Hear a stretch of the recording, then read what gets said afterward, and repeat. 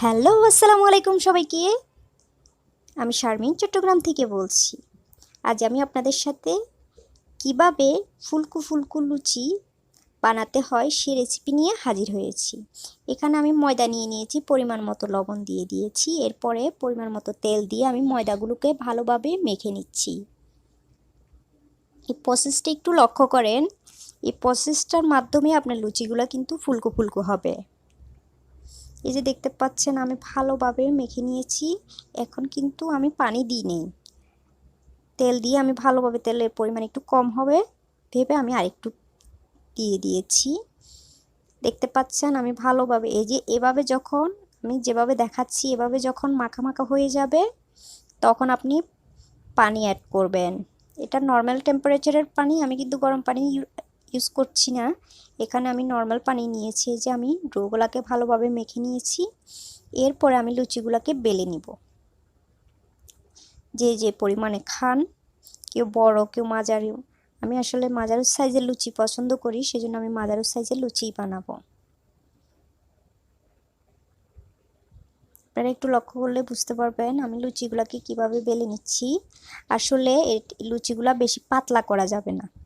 হয় কি, যখন আমরা পাতলা করে ফেলবো একদম, তখন ওই লুচিগুলো আর ফুলবে না। তেলের মধ্যে দিলেও লুচিগুলো আর ফুলবে না।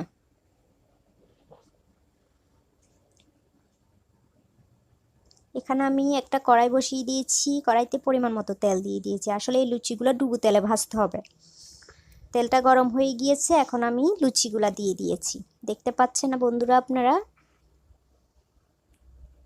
আসলে যাদের গভীর রাতে হালকা ক্ষুধা লাগে বা যারা শর্টকাটের মধ্যে চাকরিতে যান, তারা আমার এই রেসিপিটা ফলো করতে পারেন।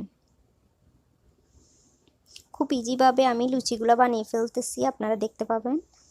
এবং মাশাআল্লাহ ফুলকো ফুলকো হবে।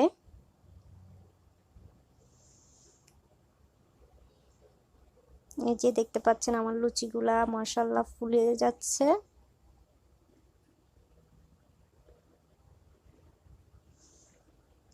এ পর্যায়ে আপনারা চুলার আঁচটা মিডিয়াম টু লো হিটে দিবেন। একদম লো না, মিডিয়াম হিটে দিবেন। তাহলে বেশি হাই হিটে দিলে কি হয়, লুচিগুলা পুড়ে যাবে। এই যে দেখতে পাচ্ছেন মাশাআল্লাহ আমার লুচিগুলো অনেক ফুলে গিয়েছে।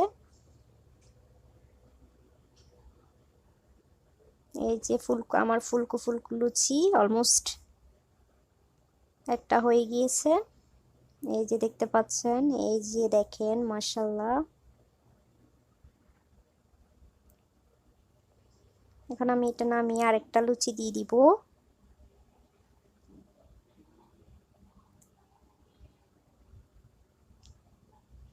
আর আপনারা যদি একটু ম্যারিনেট করে ডোটাকে রেখে দিতে পারেন তাতে আরও ভালো হয়।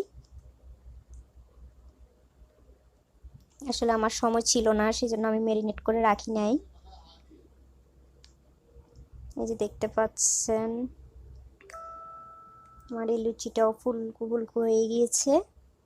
এভাবে আমি সবগুলা লুচি ভেজে নিব। আসলে সবগুলা বলতে আমরা মা ছেলে দুইজন, আমরা বেশি লুচি বানাবো না।